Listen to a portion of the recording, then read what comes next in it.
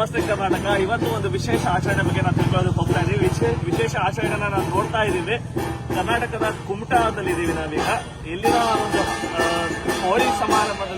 ಹೋಳಿ ಸಮಯದಲ್ಲಿ ನಡೆಯುವ ಒಂದು ವಿಶೇಷ ಆಚರಣೆ ಬಗ್ಗೆ, ಅದರಲ್ಲೂ ಹಾಲಕ್ಕಿ ಸಮುದಾಯದವರು ಮಾಡುವಂತ ಒಂದು ಆಚರಣೆ ಬಗ್ಗೆ ತಿಳ್ಕೊಳ್ಳೋಕೆ ಹೋಗ್ತಾ ಇದೀವಿ. ಹಾಗೆ ಹೇಗಿರುತ್ತೆ ಅದು ಆಚರಣೆ, ಮತ್ತೆ ಕುಣಿತ ಹೇಗಿರುತ್ತೆ ಅದನ್ನ ನೋಡಕ್ ಹೋಗ್ತಾ ಇದೀವಿ. ಇಲ್ಲೊಂದು ತಂಡ ಕಾಣ್ತಾ ಇದೆ ನಮಗೆ, ಬಣ್ಣ ಬಣ್ಣವಾಗಿ ಡ್ರೆಸ್ ಮಾಡ್ಕೊಂಡಿರೋರು ಎಲ್ಲ ಹೋಲಿ ಹಬ್ಬ ಆಚರಣೆಗಾಗಿ ಸುಗ್ಗಿ ಕುಣಿತಾನ ಮಾಡ್ತಾ ಇದ್ದಾರೆ. ಒಂದು ತಂಡನೇ ಇದೆ ಇಲ್ಲಿ. ಸರ್ ನಮಸ್ತೆ. ನಿಮ್ಮನ್ನ ಏನಂತ ಹೇಳ್ತಾರೆ? ಹಾಲಕ್ಕಿ ಸುಗ್ಗಿ ಅಂತಾರ, ಗೌಡ್ರು ಅಂತ ಹೇಳ್ತಾರ? ಹಾಲಕ್ಕಿ ಗೌಡ್ರು. ಈ ಒಂದು ಆಚರಣೆಗೆ ಸುಗ್ಗಿ ಕುಣಿತ ಅಂತ ಹೇಳ್ತೀರಾ?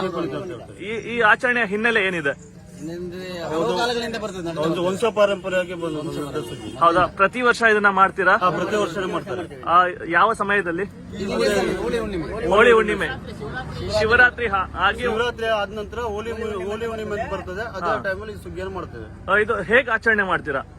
ಎಲ್ಲ ಮನೆ ಹೋಗಿ ಕುಣಿತ ಮಾಡಿ ಅಲ್ಲಿಂದ ಏನು ನಾವು ವರ್ಷಕ್ಕೊಂದ್ಸತಿ ಹೊರಗಡೆ ಹೋಗ್ತಿದ್ವಲ್ಲ ಒಂದ್ ಕಡೆಗೆ, ಅಲ್ಲಿ ಕುಣಿತ ಮಾಡಿ ಅವ್ರ ಹತ್ರ ತಂದಿರೋದು ದೇವರಿಗೆ ಹರಕೆ ಮಾಡಿ ಪೂಜೆ ಮಾಡಿ ನಮ್ದು ಹೋಳಿ ಹುಣ್ಣಿಮೆಲ್ಲ ಕೊನೆ ಮಾಡ್ತಾರೆ. ಸೊ ಹೀಗೆ ಎಲ್ಲರೂ ಬಣ್ಣ ಬಣ್ಣವಾಗಿ ವೇಷ ಧರಿಸಿ ಹೋಗ್ಬೇಕಾಗುತ್ತಾ?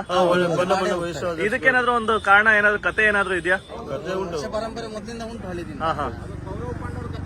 ಹೌದಾ? ಕೌರವ ಇದು ಪ್ರಮುಖವಾಗಿ ಗಂಡಸರು ಮಾತ್ರ ಭಾಗಿಯಾಗ್ತಾರಾ ಹೇಗೆ? ಗಂಡಸರು ಮಾತ್ರ ಭಾಗಿಯಾಗ್ತಾರೆ. ಮತ್ತೆ ಮನೇಲೂ ಕೂಡ ಹಬ್ಬ ಮಾಡ್ತೀರಾ? ಮನೆಯಲ್ಲೂ ಕೂಡ ಹಬ್ಬ ಮಾಡ್ತಾರೆ. ಏನಾದ್ರೂ ವಿಶೇಷವಾಗಿ ಆಹಾರ ಎಲ್ಲ ತಯಾರು ಮಾಡ್ತೀರಾ? ಆಹಾರ ತಯಾರು ಮಾಡ್ತಾರೆ. ನಾವು ಹೊರಗೊಂದು ಹಬ್ಬದ ದಿವಸ ಹೊರಗೊಂದು ಏನು ತಿನ್ನುವುದಿಲ್ಲ. ಬರೀ ನಮ್ದು ಈ ತರಕಾರಿ ಊಟ. ಈ ಹಬ್ಬನ ಆಚರಿಸಬೇಕಾದ್ರೆ ಈಗ ಈ ಪಾರ್ಟ್ ಅನ್ನು ಯಾವಾಗ ಒಂದು 5 ದಿವಸ ಇರ್ಬೇಕಾದ್ರೆ, ಹೋಳಿ ಹುಣ್ಣಿಮೆಗೆ ಒಂದು 5 ದಿವಸ ಇರ್ಬೇಕಾದ್ರೆ ಸ್ಟಾರ್ಟ್ ಮಾಡ್ತೇವೆ. ಸ್ಟಾರ್ಟ್ ಮಾಡಿದಾಗ ನಾವು ಉಪವಾಸ ಇರ್ತೇವೆ. ಅಂದ್ರೆ ಈ ತುರೆಯನ್ನ ಕಟ್ಟಿದ್ರು ಊಟನ ಹೊರಗಡೆ ಬಾಳೆ ಮುಖಾಂತರ ಊಟ ಮಾಡ್ತಾರೆ. ಮತ್ತೆ ನಾನ್ ವೆಜ್ ಯಾವ್ದು ತಿನ್ನುವುದಿಲ್ಲ. ಚಪ್ಪಲು ಧರಿಸುವುದಿಲ್ಲ. ಇದೊಂಥರ ವ್ರತ. ಎಷ್ಟು ದಿವಸಗಳ ಕಾಲ ಇರುತ್ತೆ? 5 ದಿವಸ. ಒಟ್ಟು 7 ದಿವಸ ಇರುತ್ತೆ. 8 ದಿವಸ. ಈಗ ಮತ್ತೆ ಮನೆಗಳಿಗೆ ಹೋಗಿ ಅವ್ರ ಮನೆ ಮುಂದೆ ಕುಣಿತೀರಾ? ಮನೆ ಮುಂದೆ ಆಮೇಲೆ ಕಾಣಿಕೆನಾದ್ರು ಕಾಣಿಕೆನೆ ಅವ್ರು ಕೊಟ್ಟಂತ ಕಾಣಿಕೆನ ಸ್ವೀಕರಿಸ್ತೇವೆ. ಅಷ್ಟೇ ಕೊಡ್ಬೇಕಂತ ಅವ್ರು ಕೊಟ್ಟದ್ದು ತಗೊಂಡು ಬರೋದು. ಕೊಟ್ಟದ ಕಾಣಿಕೆನ ಸ್ವೀಕರಿಸ್ತೇವೆ. ತುಂಬಾ ಚೆನ್ನಾಗಿದೆ. ಮತ್ತೆ ಏನಾದ್ರು ವಿಶೇಷತೆ ಇದೆ ಇದ್ರ ಬಗ್ಗೆ? ವಿಶೇಷತೆ ಅಂದ್ರೆ ಕೌರವ ಪಾಂಡವರ ಅವಾಗ ನಡ್ಕೊಂಡು ಬಂದಂತ ಸುಗ್ಗಿ ಕುಣಿತ, ಶತಮಾನಗಳಿಂದ ನಡ್ಕೊಂಡು ಬಂದ ಸುಗ್ಗಿ ಕುಣಿತ ಅಂತಲೇ ಹೇಳ್ತಾರೆ. ಕುಣಿತ ಅಂತ ಹೇಳ್ತಾರೆ. ತುಂಬಾ ಚೆನ್ನಾಗಿದೆ. ಸೊ ಅದ್ರ ವಿಶೇಷತೆ ಅಂದ್ರೆ ಈ ತರ ಒಂದು ದಿರಿಸು ಧರಿಸೋದ ತುರಾಯಿ ಅಂತ ಹೇಳ್ತೀರಾ? ಬಣ್ಣ ಬಣ್ಣದಲ್ಲಿರುವಂತ ತುರಾಯಿ ಮತ್ತೆ ಯಕ್ಷಗಾನ ವೇಷ. ನೀವೆಲ್ಲಾನು ತುಂಬಾ ಚೆನ್ನಾಗಿ ಕಾಣ್ತಾ ಇದ್ದೀರಾ. ಯಕ್ಷಗಾನದ ನೋಡಿ ಎಷ್ಟೊಂದು ಯಕ್ಷಗಾನದ ವೇಷಗಳನ್ನ ಧರಿಸಿದ್ದಾರೆ. ಸೊ ಹೀಗೆ ಪ್ರತಿಯೊಂದು ಹಳ್ಳಿಲೂ ಹಾಲಕ್ಕಿ ಸಮುದಾಯದವ್ರು ಯಾರಿದ್ದಾರೆ ಅವರು ಆಚರಣೆ ಮಾಡ್ತಾ ಇರ್ತಾರ. ಅದಾದ್ಮೇಲೆ ಸ್ವಲ್ಪ ನೀವು ಮುಂದೆ ಬನ್ನಿ. ಇದು ಗುಮ್ಟೆ ಪಾಂಗ್ ಅಂತಾರಲ್ವಾ? ಡೋಲ್ಕಿ. ಸೊ ಇದೊಂದು ಜನಪದ ಕಲೆ ಅಂತಾನು ಹೇಳ್ಬೋದಾ? ಜನಪದ ಕಲೆನೇ ಅಲ್ವಾ? ನಡ್ಕೊಂಡ್ ಬಂದಿರೋದು ತಲಾಂತರದಿಂದ. ಸೊ ಒಂದು ಗುಮ್ಟೆ ಪಾಂಗ್ ಅಂತ ಒಂದು ವಾದ್ಯನ ನುಡಿಸ್ತಾರೆ. ಅದ್ರ ಜೊತೆ ಒಂದು ಅದಿರುತ್ತೆ. ಮತ್ತೆ ಇದು ತಾಳನ ಜಾಂಟೆ. ಚೆನ್ನಾಗಿದೆ. ಒಂದ್ಸರಿ ನುಡಿಸ್ಬೋದಾ?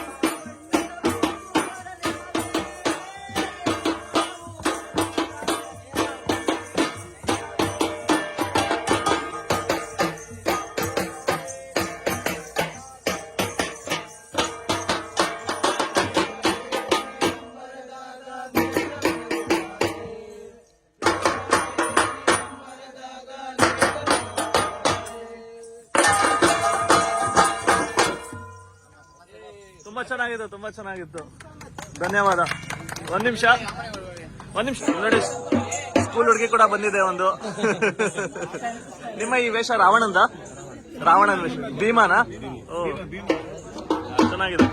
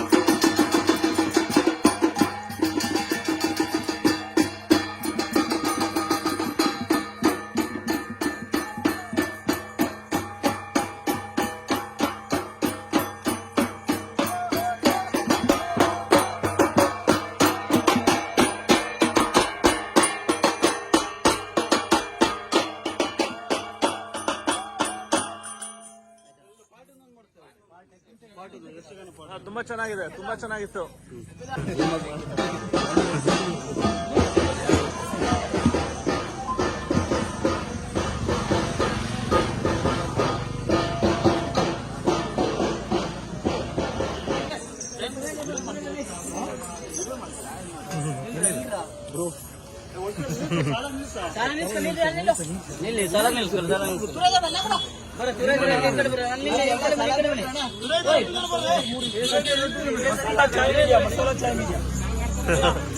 Thank you. ಅಣ್ಣ ಒಂದ್ಸತಿ ನಿಲ್ಕೊ. ಬಂದೆ.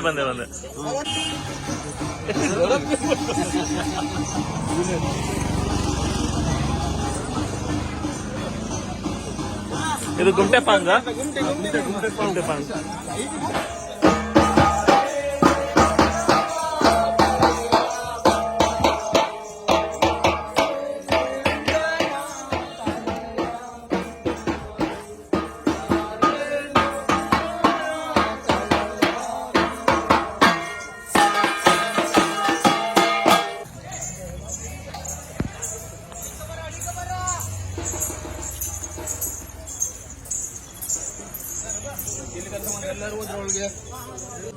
ಕರಾವಳಿಯ ಒಂದು ಜನಪದ ಕಲೆನ ನೋಡಿದ್ವಿ. ಇಷ್ಟೊಂದು ಸುಗ್ಗಿ ಕುಣಿತ ಅಂತ ನೋಡಿದ್ವಿ. ಎಷ್ಟೊಂದು ಜನ ಸುಗ್ಗಿ ಹಬ್ಬ ಆಚರಣೆಗೋಸ್ಕರ ಬಂದು ಇಲ್ಲಿ ಮನೆಗಳಿಗೂ ಹೋಗಿ ಮಾಡ್ತಾ ಇರುವಂತ ಒಂದು ಸುಗ್ಗಿ ಕುಣಿತ ತುಂಬಾನೇ ಚೆನ್ನಾಗಿತ್ತು. ತುಂಬಾ ಚೆನ್ನಾಗಿದೆ. ಕರ್ನಾಟಕದ ಸಂಸ್ಕೃತಿನ ನೀವು ಎತ್ತಿ ಹಿಡಿತಾ ಇದ್ದೀರಾ. ಎಲ್ಲರಿಗೂ ಧನ್ಯವಾದ. ಉತ್ತರ ಕನ್ನಡ ಜಿಲ್ಲೆಯ ಕುಮಟಾ ತಾಲೂಕಿನ ಯರವಟ್ಟ ಬುಡಾಲ್ ಗ್ರಾಮದ ಇದೊಂದು ಆಲಕ್ಕಿ ಸುಗ್ಗಿ ಕುಣಿತ. ಗೌಡ ಸಮಾಜದವರಿಂದ ಇದೊಂದು ಸುಗ್ಗಿ ಕುಣಿತ ಪ್ರತಿ ವರ್ಷದಂತೆ ಈ ವರ್ಷ ಕೂಡ ಹೋಳಿ ಹುಣ್ಣಿಮೆ ದಿವಸ ಒಂದು ಸಂಪ್ರದಾಯದಂತೆ ಉಡುಗೆ ತೊಡುಗೆಗಳನ್ನು ತೊಟ್ಕೊಂಡು ಒಂದು ಸುಗ್ಗಿ ಕುಣಿತವನ್ನು ಪ್ರತಿ ವರ್ಷದಂತೆ ಈ ವರ್ಷ ಕೂಡ ಆಚರಿಸಿಕೊಂಡು ಬಂದಿದೆ. ಇವತ್ತೊಂದು ದಿವಸ ಈ ಒಂದು ಸಂಪ್ರದಾಯದ ಮೂಲಕ ನಮ್ದು ಒಂದು ಮನವಿನೂ ಇದೆ. ಮನವಿ ಏನಂದ್ರೆ ನಮ್ದು ಆಲಕ್ಕಿ ಸಮಾಜವನ್ನು ಎಸ್ಸಿಗೆ ಸೇರಿಸಬೇಕಂತ ಒಂದು ಹೋರಾಟವನ್ನು ನಡೀತಿದೆ.